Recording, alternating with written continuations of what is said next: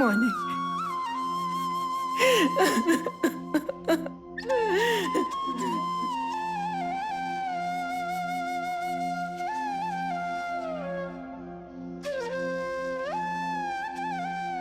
അമ്മേ, എൻ്റെ ഒരു ഫ്രണ്ട് ഇവിടെ വർക്ക് ചെയ്യുന്നേ.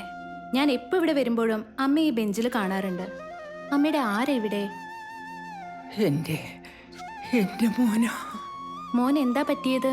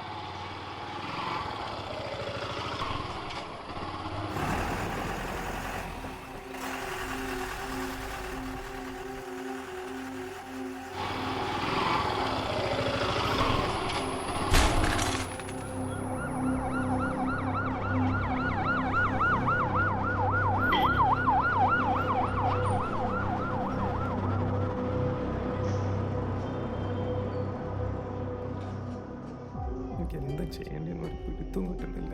ഞാനാണെങ്കിൽ ശ്രദ്ധിച്ചതുമില്ല. ഡോക്ടറെ, നേഹ. ഒരു സെക്കൻഡ്.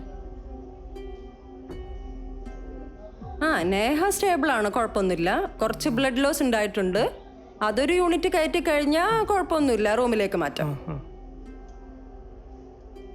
ഇനിയിപ്പോ എന്താ ചെയ്യാ? എന്താ നമുക്ക് നിലമ്പൂർ ബ്ലഡ് ബാങ്കിൽ നിന്ന് എടുത്താലോ? നിക്ക്. എന്തിനാ ബ്ലഡ് ബാങ്ക് വരെ പോകുന്നേ? നേഹ ഓ പോസിറ്റീവ് അല്ലേ? ഇവിടെ ആരെങ്കിലും ഓ പോസിറ്റീവ് ഉണ്ടോ? എന്റേത് ഓ പോസിറ്റീവാ. എന്നാ നമുക്ക് ഇവിടെ തന്നെ എടുക്കാം. എൻ്റെ കൂടെ പോര്.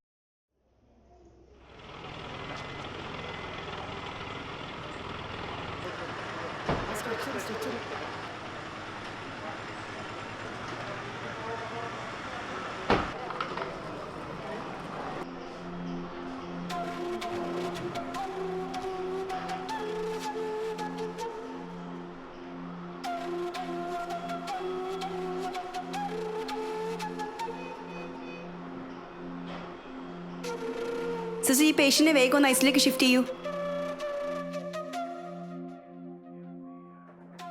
നെഹയുടെ കൂടെ ആരാളത്? ആ മാഡം റൂമിലോട്ടൊന്ന് ചെല്ലാൻ പറഞ്ഞിട്ടുണ്ട്. അമ്മ മാത്രമേ ഉള്ളൂ കൂടെ? മോൻ പുറത്തേക്ക് പോയിരിക്കുക, ഞാൻ പോയാ പോരെ? ആ ഓക്കെ. അതാ ഇടനാഴി തിരിഞ്ഞ് വലത്തോട്ട് പോയാൽ മതി കേട്ടോ. ആ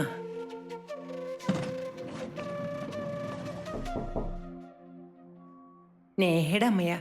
ആ വരൂ വരൂ, ഇരിക്കൂ.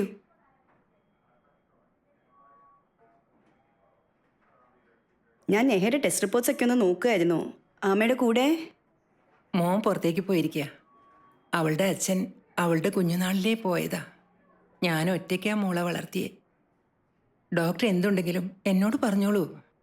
നെഹയുടെ അവസ്ഥ കുറച്ച് മോശമാണ്. നമ്മളെക്കൊണ്ട് ചെയ്യാൻ പറ്റുന്ന എല്ലാം നമ്മൾ ചെയ്യുന്നുണ്ട്.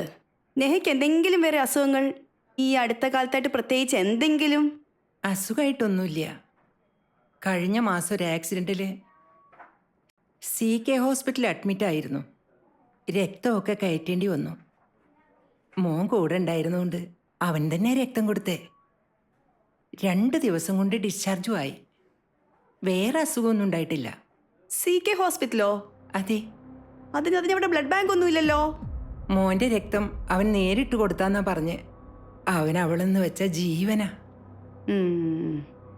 അപ്പോൾ എൻ്റെ അനുമാനം തെറ്റിയിട്ടില്ല. അമ്മേ, മോൻ്റെ രക്തം എടുത്ത് മോൾക്ക് കൊടുത്തതിനുണ്ടായ GVHD എന്ന രോഗാവസ്ഥയാണമ്മേ മോക്ക്. അതെന്താ ഡോക്ടറെ? മോൻ്റെ രക്തമല്ലേ മോൾക്ക് കൊടുത്തേ? ബന്ധുക്കളുടെ രക്തമല്ലേ കൊടുക്കാൻ നല്ലത്?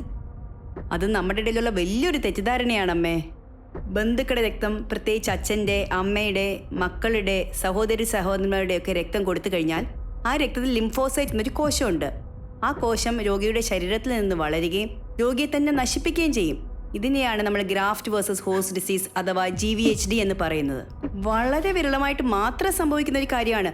പക്ഷെ ഉണ്ടായിക്കഴിഞ്ഞാൽ 95% മുതൽ 100% രോഗിയുടെ മരണനിരക്ക്.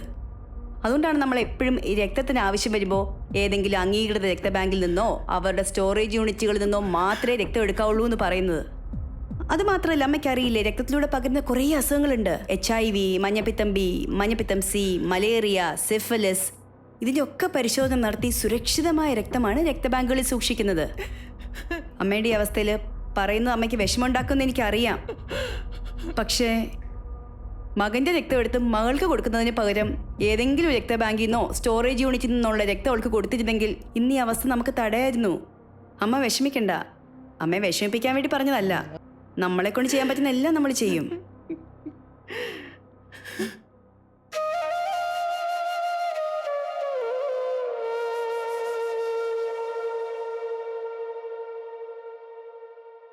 മാഡം, ഐസിയിലോട്ടൊന്ന് വരുമോ? നെഹയുടെ കണ്ടീഷൻ ബാഡാണ്.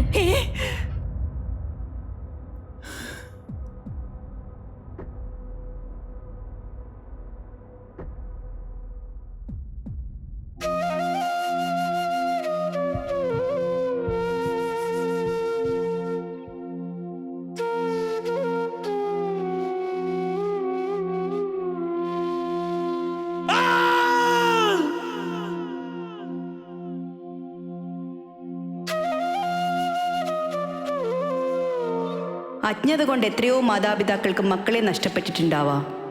എത്രയോ സഹോദരന്മാർക്ക് സഹോദരിയെ നഷ്ടപ്പെട്ടിട്ടുണ്ടാവാം. ഇനിയെങ്കിലും ഈ പാതയിൽ ഒരു ജീവൻ പോലും പൊലിയാതിരിക്കട്ടെ. രക്തം അംഗീകൃത രക്തബാങ്കുകളിൽ നിന്നോ സ്റ്റോറേജ് യൂണിറ്റിൽ നിന്നോ മാത്രം സ്വീകരിക്കുക. രക്തബന്ധത്തിൽപ്പെട്ടവർക്കിടയിലുള്ള രക്തദാനം ഒഴിവാക്കുക. രക്തം സുരക്ഷിതമാവട്ടെ.